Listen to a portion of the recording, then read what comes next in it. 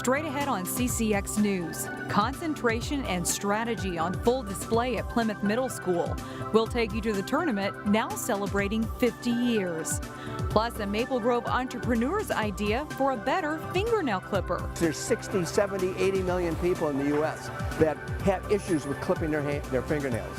What inspired him to spend decades on his invention? But first, Osseo area schools reveal the finalists for superintendent. CCX News starts right now.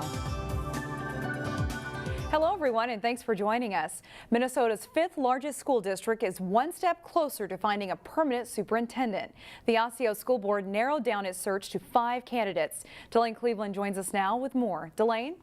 Shannon, the Osseo School District has operated under interim superintendents since Kate McGuire retired last summer. But after receiving 20 applicants for the job, the school board hopes to find her permanent successor in the next 2 weeks. This really important decision is the one decision we were hired to do as a board. It's the biggest thing that we do. We're hiring basically the CEO of a $320 million business that has 3,300 employees and 21,000 customers. So it's a huge challenge. It's a huge responsibility, and I think everybody's looking forward to it. The school district hired a local search firm to help find the candidates. During a special school board meeting last Friday, the board narrowed the list down to 5 candidates who will go through the first round of interviews this week. The candidates are Eric Knost, the current superintendent of the Rockwood School District in Missouri. He's the only out-of-state person being considered for the job. Rounding out the list are Ryan Lager, superintendent of Belle Plaine Public Schools, Corey McIntyre, associate superintendent of the Anoka-Hennepin School District, Lisa Sales-Adams, assistant superintendent of St. Paul Public Schools, and Steve Trone, director of teaching and learning from the Rosemount Apple Valley Egan School District. And unlike last year's search when the board couldn't rally behind any one candidate, board chair Mike Ostaffi says this year is different. I think the biggest thing that we learned from last year was to get out in front of the rest of the school districts who are looking for superintendents. So last year we didn't go out until early February. This year we were out in the middle of December. So we're able to get a very good pool, a pool of candidates that isn't already underway with 3 or 4 other school districts. All finalist interviews are open to the public and web streamed via the district website. The board hopes to narrow down the list to 1, 2, or 3 candidates for the second round, which is next week. The goal would be to have a superintendent picked shortly after the second round of interviews is complete. Shannon? All right, thank you, Delane. An employee of a Plymouth printing company awaits charges after police say he stole printer ink from the company and resold it on eBay. The theft allegedly totaled more than $240,000. The alleged victim in this case is Primera Technology, which makes specialty printers and ink cartridges. According to a search warrant, the theft went on for about 5 years. The 41-year-old suspect reportedly admitted to the theft. As we went to air, charges had not yet been filed. Members of the local Liberian community are in Washington lobbying Congress because their immigration status is in jeopardy. Liberians fled to this country decades ago after a brutal civil war in their homeland. They are the only group still classified under the so-called Deferred Enforced Departure, or DED policy, which has allowed Liberian immigrants to stay in the U.S. legally for about 20 years. However, President Trump terminated the program last year, giving Liberians 12 months to return. DED status expires on March 31st. Today, representatives with the Liberian community met with congressional leaders to push for new legislation that would give them a permanent pathway to citizenship. They are also hoping lawmakers can influence President Trump and allow them to stay. Liberian leaders say if they are forced to leave, it will have serious consequences on the local economy. Many of these people have planted significant seeds in Brooklyn Park in the northwest suburbs. Many of them own homes and businesses. They work in the healthcare industry. That will be impacted significantly. After 28, 29 years of being here and contributing to the economy, these various local communities, that's not temporary anymore.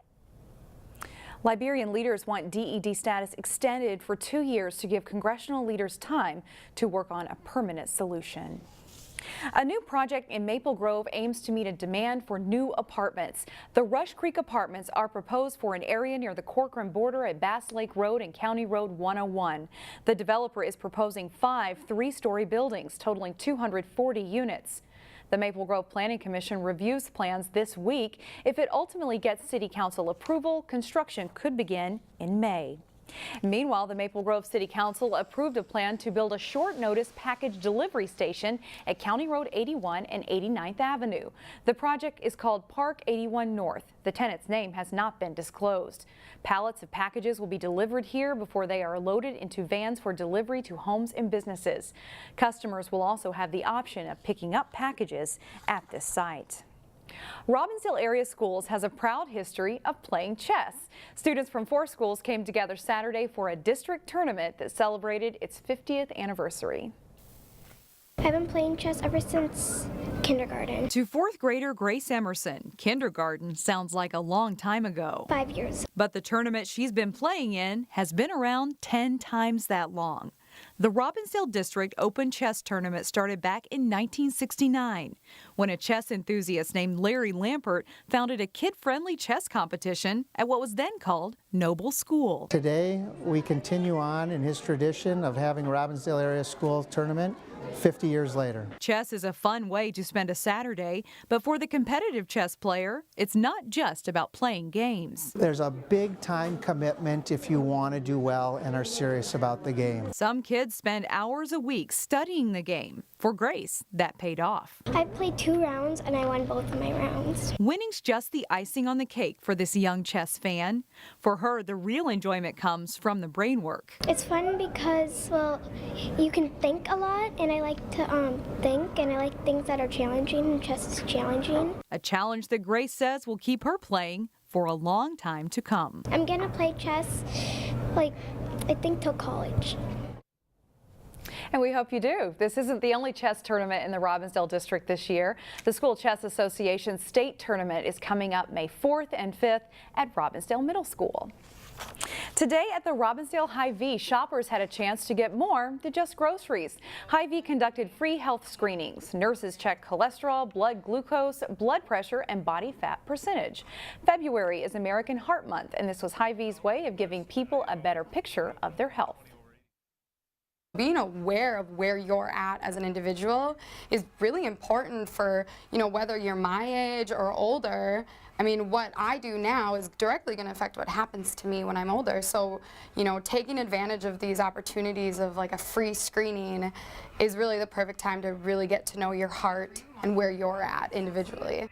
There will be more free screenings at Twin Cities Hy-Vee stores in the future. Normally, this costs about $45. Still ahead, a Maple Grove entrepreneur's invention that took more than 3 decades to perfect. Plus, the girls' hockey playoffs heat up as Wayzata takes on Osseo-Park Center. But first, Tuesday looks like a doozy. A winter storm watch begins at 6 p.m. Monday and continues until 6 p.m. Tuesday. Fingernails may be an afterthought for some, but not for one Maple Grove entrepreneur. His idea for an electronic fingernail clipper is now gaining national attention. As Corey Bork reports in this week's Business Matters, his invention required persistence and patience. We all do things in our life that bring us to certain points, and this is what I'm doing. Inside Ario Plastics in Maple Grove. I had an interest in developing products. There's a man who never stops. And I learned that if you just stick at it, something good's going to happen. Never stops tinkering. I'm a perfectionist. It had to work 100%. Meet 76-year-old Tom McMullen. You push the button and turn it on, and then you just put your fingernail in there and turn it however you want. Ideas come and go. Do you feel it? But this one lasted a long time. Just get enough so that your fingernail's in there. In fact, this idea lasted for more than 35 years. I know more about the unserved market than anyone in the world. That's the little blade. Tom's idea for an electronic nail clipper took persistence. I required to be able to get a sliver, just be able to cut a very precise little sliver of a fingernail off anytime. And so we got to that now. And so now we have our ClipDifferent. You may ask why he kept at it for 3 decades and counting. I always had a view of a watchdog for Trudy. Tom's late wife, Trudy, was stricken with cancer and bound to a wheelchair. He wondered how he can make her life better. She would be so in love with what's happening. And I have a little bit of arthritis in my hand. Soon after his invention hit the market, I knew what needed to be done in order to get a perfect cut. it didn't take long to realize all that tinkering was making a difference. This just solves that problem with no problem at all. From someone living with arthritis What a wonderful device that I could really use this. to an amputee, they are stories that not only help change the lives of others, they're stories that changed his own children. It's rewarding. It's fun to be a part of. It's fun to be a part of my family and to watch this unfold. TJ McMullen We're all focused. and his sister Melanie left their careers to work for their dad. And In the process, they learned something about him. I kind of thought he was, I don't know, maybe a little stuck in his ways. The face is nice and smooth. So Turns out this clip was different. He has been so open-minded and willing to learn new things. Now their nail clipper is gaining notice. Of the orders that we received this week, only one was local, which was interesting. The rest were from all different parts of the country. All because of a man who wouldn't give up. This has been his dream for so many years, and to watch it come to fruition has been so exciting. In Maple Grove, Corey Bork, CCX News. And the startup company recently learned some exciting news. ClipDifferent is a finalist for this year's Edison Best New Product Awards in the personal care category. The winners will be announced in April. Still ahead, students in Maple Grove celebrate kindness. But first, Armstrong shoots for a win on the road as they face Osseo in boys basketball. John Jacobson is in next. Last fall, former Maple Grove and Park Center head boys hockey coach Gary Stefano was inducted into the Hockey Coaches Association Hall of Fame. Saturday before the Maple Grove Osseo game, Stefano was honored for a 32-year career that included time as an assistant at Osseo and Cooper, along with his head coaching spots. It's a good day for Stefano. Well, hats off to both Osseo and Maple Grove for making this possible today. But as I told those guys, it's been a great 32 years of coaching high school hockey and coaching in all three schools in our district has been nice. So it's been a great ride. To the game highlights, Maple Grove in white. The shot is stopped, but Justin Janicki there knocking in. Power play goal on the rebound, 1-0 Crimson. And watch Kyle Kukkonen free the puck up with a solid check. Flips it ahead to Janicki. He's off to the races for a shorthanded breakaway goal. And it's 2-0 Maple Grove. That's the score after the first period. Second period, the puck comes out to Ethan Elias, and he threads it through traffic here for a goal. Maple Grove adds 4 more in the third period. They pull away for a 7-0 win over Osseo. The section girls hockey playoffs are underway now. Our local Class 2A teams are split between sections 5 and 6. In section 6AA, Osseo-Park Center skated against Wayzata in the tournament quarterfinals. The Trojans' Manny McCollins centers the puck. Alexa Osell, her second try here, will sneak through for a goal midway through the first period to get Wayzata on the board. Just over a minute later, off a face-off win, Emily Wisniewski's one-timer tipped in by Gretchen Branton for a goal, and it's 2-0 Trojans, and that's the score after one. Second period, Wisniewski skates in to the star zone and puts the puck on net. Osell bangs the rebound home for the Trojans to make it a 3-0 game. And then watch this next one. Branton with a great pass from along the boards right onto the tape of Osell in front to score. It's a hat trick for the senior. It's her 22nd goal of the season, and that one makes it 4-0 Wayzata. Wisniewski picks up her third goal of the season here, finding the upper left corner for a goal. Trojans add 2 more in the third. They win it over OPC 7-0. Among the other quarterfinal round games, Cretin-Derham Hall ended the season for Bedale St. Margaret's with a 4-3 win. Edina blanked Hopkins Park 4-0. In the semifinals Wednesday, Cretin meets top-ranked Blake at 5:30, with Wayzata playing Edina at 7:30. The section finals Friday night at Parade Ice Garden. In Section 5AA, Rogers tops Champlain Park Coon Rapids 3-2 in overtime. Maple Grove had a first-round bye, and the top-seeded Crimson play Blaine in the first semifinal Tuesday night. Rogers and Centennial meet in the second semi. The section final is Friday at Roseville Ice Arena. In boys basketball, Armstrong and Osseo trail top teams Park Center and Maple Grove in the Northwest Suburban's West Division. The Falcons traveled to Osseo to take on the Orioles Friday night.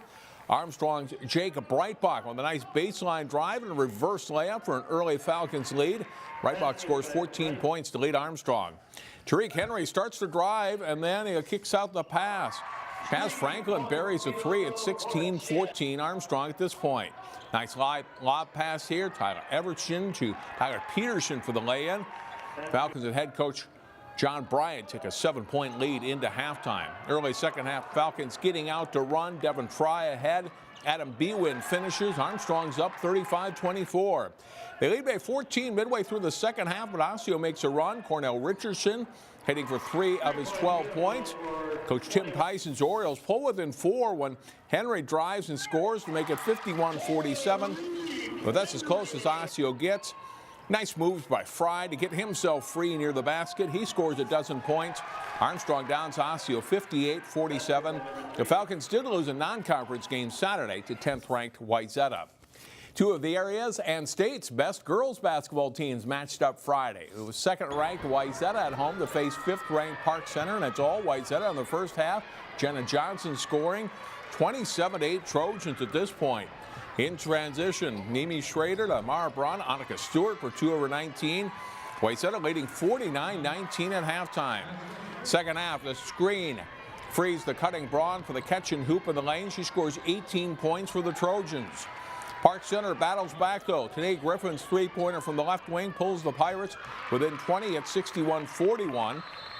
And when Lauren Frost buries a step-back three, Park Center making the Trojans a little nervous. They cut it to 76-64.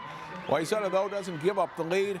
Schrader will drive and miss, but Johnson scores the rebound basket, and Wayzata wins this one 86-66. And that is all for sports. More news in a moment. Many of you had to deal with icy driveways this last week, and some of you perhaps fell because of it. Then there's a man in Maple Grove who resorted to a little ingenuity. Check this out. It helps to know how to ice skate. Josh Hagemeyer put his skills to good use to clear snow from his mother's driveway. Hagemeyer says he was sick of falling in the driveway trying to shovel. He said it worked much better than he had expected, and after posting his video on Facebook, it racked up more than 800,000 views. We leave you today with words of kindness from Elm Creek Elementary students. Monday was their last day of their Great Kindness Challenge. Each day, kids were challenged to do something kind. Here's what they had to say about what they learned from the project, and we'll see you tomorrow. Be kind, everybody. Be nice, be kind, respectful, and caring. If someone gets hurt, then if they want a teacher, you can go get a teacher, but you want to help them and not just leave them.